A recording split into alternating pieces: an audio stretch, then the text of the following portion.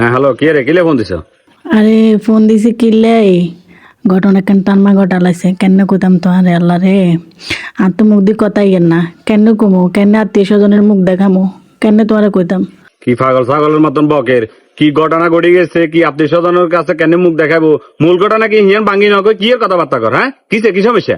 সব সময় কোনো কেন কথা কইতাম লাগলে তুই খাইলে গরম হইও গরমের একটা টাইম টেবিল আছে তো তুই যদি আজ জায়গা থাকতা তুই নিজেই বুঝতা তুই নিজেই তোমার কাছে কিরকম লাগবে তুমি বুঝতা বুঝছো এখন আমি কেমনে তোমার কথা গেছ কই আনতে তো কইতেও শরম লাগে কেমনে কইতাম কথা গেছ আমার কি ঘটনা করছে জানো না এই ফোন রাখো রাখো, কোনো কথা নাই বার্তা নাই, কথা কনসার খালি ফেসার ফেসার খালি ফেসার ফেসার করে। ফোন রাখো।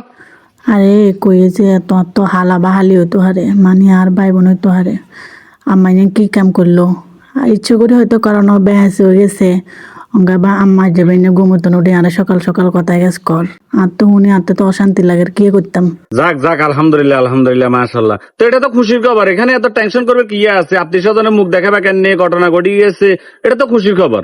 তোমার ভাই বা অথবা বোন হইব, অর্থাৎ আর হালা নইলে হালি হইব, এখানে আবার শর্মের কি আছে? তুই এত টেনশন কিলে করো খামাখা?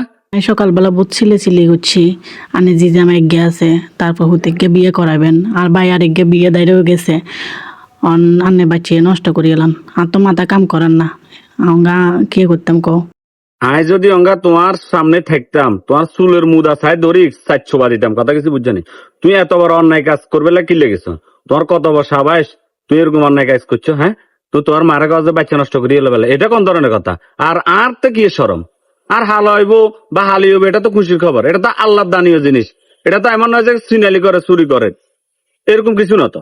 ও মা তুই কথা শুনি তো বহুত আনন্দে আছো আন্ডা আরো শর্মে মরে যেতাম হারিয়েন না মাথা লুয়েতাম হারিয়েন না এই কথা শুনলে মানুষে কি করবো না করবো সকাল বলি সকাল হইতে তোমার কতবার কুমু কইও তোমার কইতাম হারিয়েন না শরমে আর তুই অঙ্গ আনন্দ করস তুই অঙ্গা আমার কাছে ফোন দিবে, আমার কাছে ফোন দি বলে আজ যে সকালে কথা জিয়েন কইছি নিয়ম ভুলে করিয়েন না, এটা কালকে আমাদের মাঠে তুই তো দায় দিতে হবো, কারণ তোমার কারণে তোর আমার বাচ্চা নষ্ট করবো। আর আজ আমায় জি বিয়ে দিয়ে লাইছে, খুদ বিয়ে করাবার বাকি হয়ে রয়েছে, সমস্যা কি এর? মানুষের যেন আল্লাহ যুগ যুগ ধরে যে আল্লাহর কাছে সন্তান স্যার, কোন মানুষের তো আল্লাহ সন্তান দেরও না, বুয়া কাটালের জন্য স্যার, যে আল্লাহ যে বুয়া কাটাল হইলে সন্তান দেন না, হেগুনে যদি এই সন্তানটা খাইতে হেগুনে কি পরিমাণ খুশি হইতো। আর তোমার আম্মায় অঙ্গা নতুন করে তোমার ভাই বোন হইবো, জি জামাই আছে, সামনে বাইরে বিয়ে করাবো, এখানে হলে তোমরা সর্ব মরে যার কারণে বাচ্চা নষ্ট করে লেভেলে পড়েছ।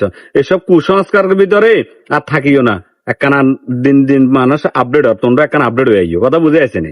হিললে বলি আয় তোর কথা ভাঙ্গি কথা মারিয়েন না আর তো শরম লাগে তুই আজ জায়গা থাকলে বুঝতে বুঝছো না তুই তো কোনো কিছু কবে আগে তুই গরম হয়ে যাও ঠিক আছে আয় আমার অঙ্গে ফোন দি কইয়ের ঠিক আছে না নগো জামাই এনে কর ঠিক আছে রাখি দাও আল্লাহ আল্লাহ এগুলা থেকে বাইরে হন, মিস্টেক হইতেই পারে, তবে এগুলা টোটালি নিষেধ, ইসলাম এটা জায়েজ নাই, ইসলাম এটা টোটালি হারাম। আল্লাহ বলছে যত বেশি সন্তান নিবা অত বেশি তোমার রিজিক আমি আল্লাহ তাআলা দিয়ে দিব, যত বেশি সন্তান নিবা অত তোমার পরিবারের বরকত দিয়ে দিব।